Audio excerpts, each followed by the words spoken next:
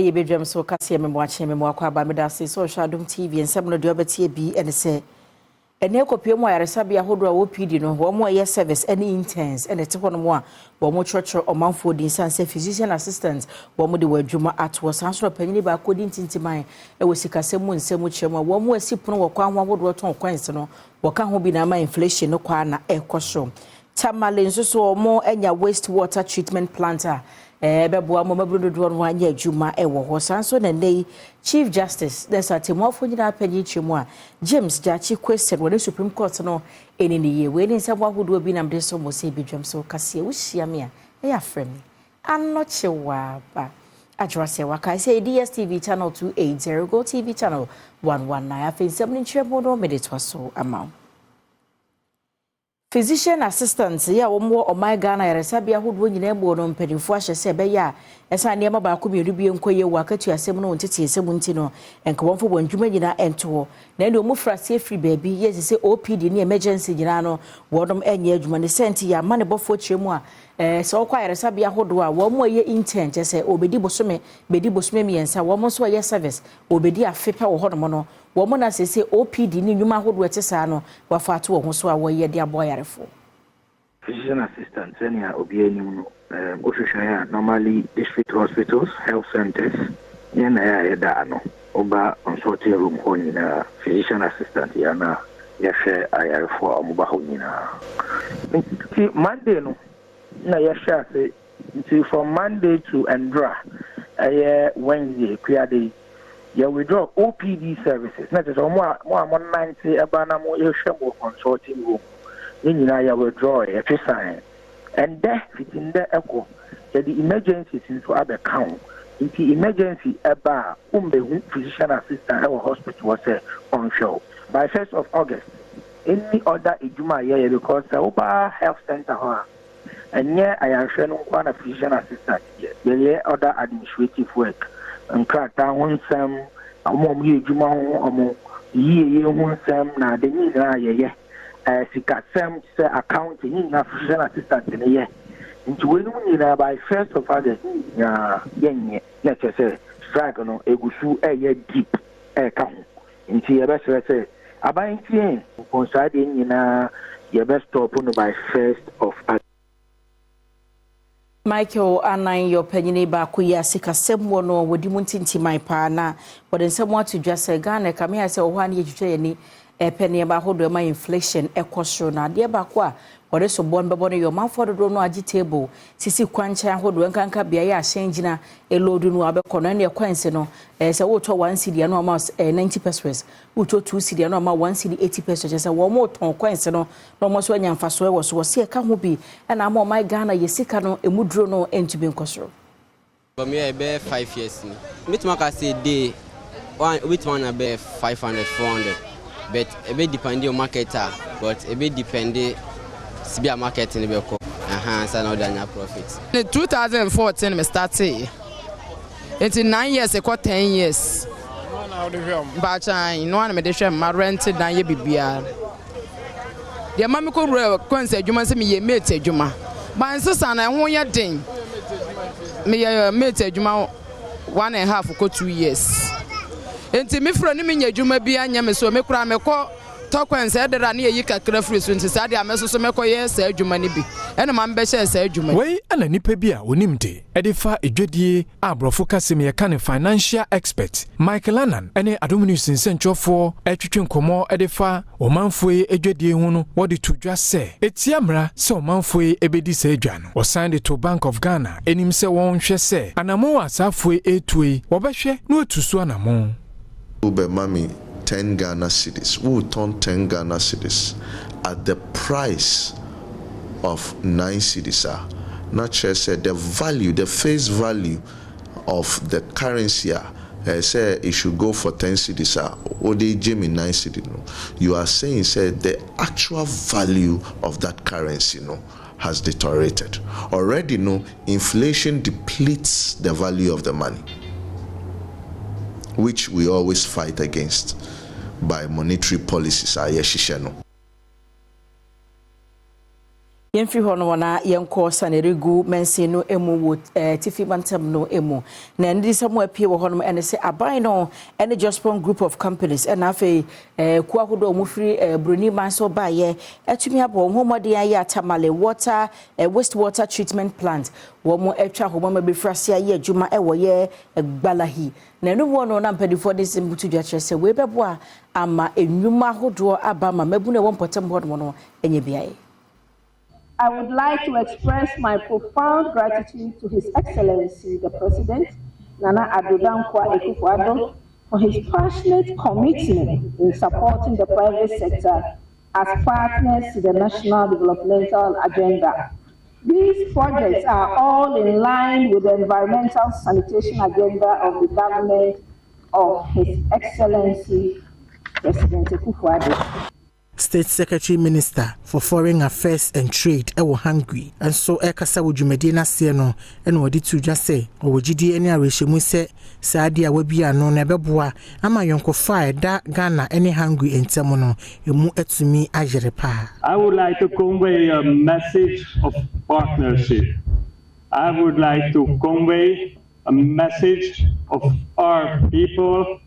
and our nations belonging together, sharing responsibility for the future. I would like to convey a message of partnership based on mutual respect between Hungary and Ghana. Alhaji Shani Alhassan Shaibu tifido mantamu swafo ono so eko dwumade na sibia wode nsem sei eto aso. The increase in population obviously translates into corresponding increase in the amount of fecal matter generated in the metropolis. Latrine coverage in TAMALE, according to TAMALE Metropolitan Assembly, is about 11%.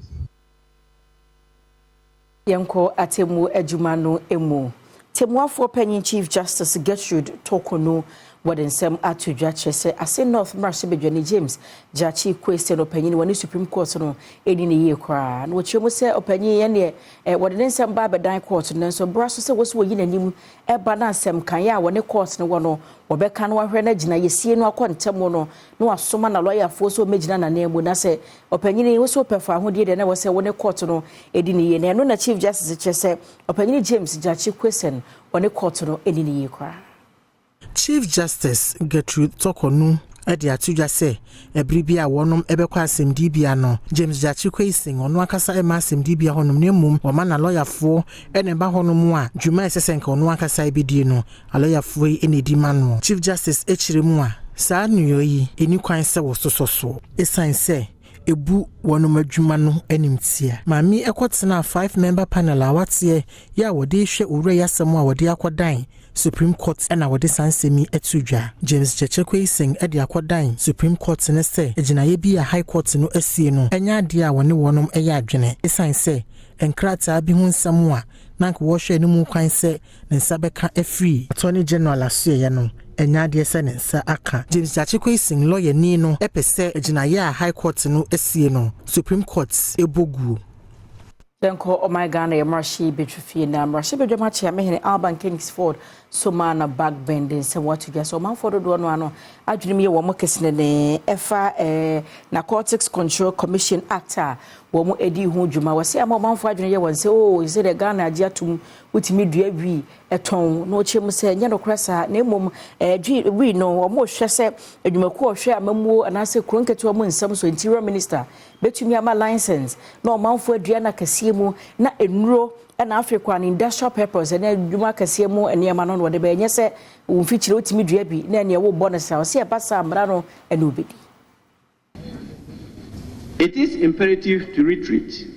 particularly in the face of the inaccurate media representation, that the purpose of our legislative actions has never been and is not now to promote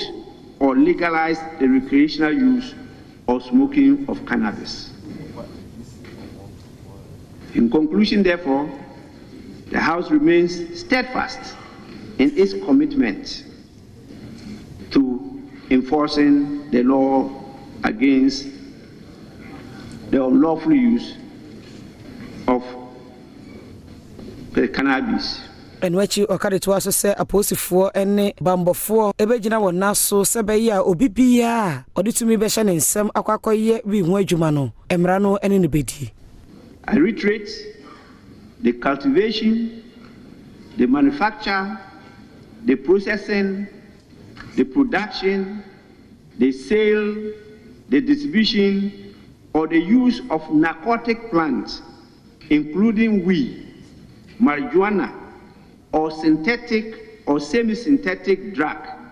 without lawful authority remains an offense and is punishable by our laws. Oswafa wano enwo chensa se enimu adodode ensem eso Samuel Ebu Jenapo edi atomrahye bedwa nanim se National Cathedral ye aban ye nidaso ye wonum AC no edan bia na se adwumakuo bia na agapade bia no a wo mudwirigu ya nsa na wode aso obofom na wafiri National Cathedral no ase no obi ase agapade ne ndie bia no empatesika esefata no watua masa woni kro. Mr. Speaker, the land on which the National Cathedral is being constructed, measuring approximately 16.26 acres, forms part of a large tract of land acquired by the state in 1910 by a certificate of title dated 29 September 1910. Mr. Speaker, apart from the public institutions that occupy the area, 4 private institutions had interest in the land, in addition to the Embassy of the Republic of Mali.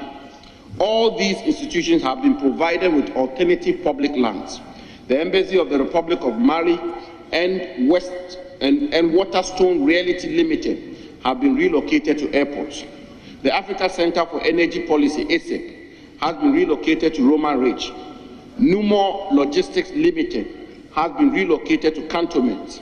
and Comsys Limited has been relocated to East Ridge. Thus, Mr. Speaker, all persons, both public and private, who were affected by the construction have been adequately compensated by way of alternative properties.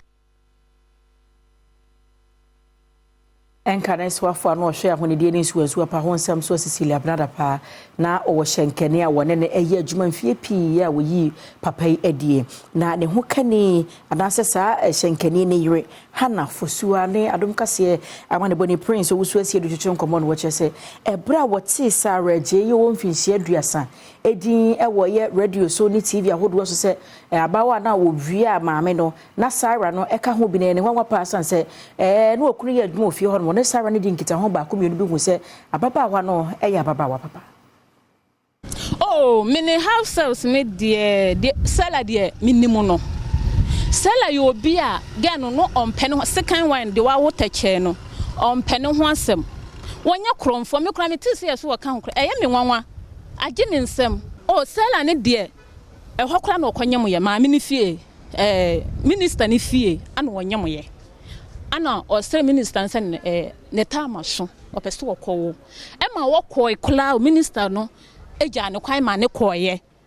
ana wokoye afedi ekire ana okokwo ye nti okokwo wo ba ekire na yehu ne ha ada ya wase ma me ne se ne kunu yale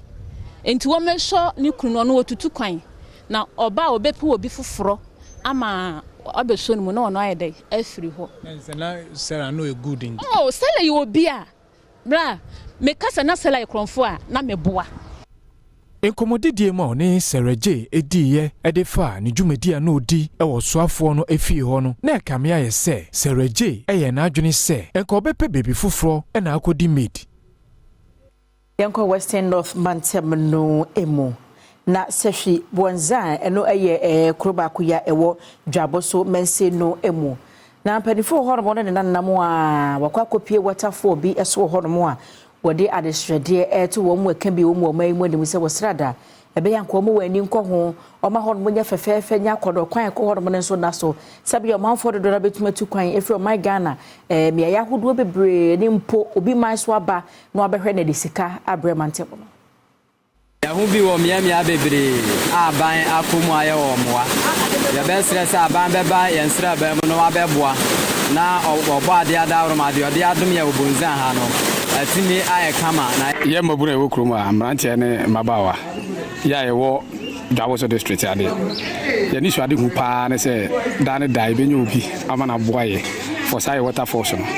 Because ye hu say water force we na ye wo no. E different from the meme hu nyina. Ne nyina mu no opanyina ono na wada tourism authority na no e wo atoye atifi mantem ha sei Markie Kimbo enso ene Adom kase etwetwe nkomo. We are going to work with you. We are going to carry our message across to our head office, and it's going to receive attention. And I believe it will not be long. We will see things happening here. Once the community is ready to support, we are also going to offer the necessary, support that we have in terms of resources to make this place a visitable attraction in the region.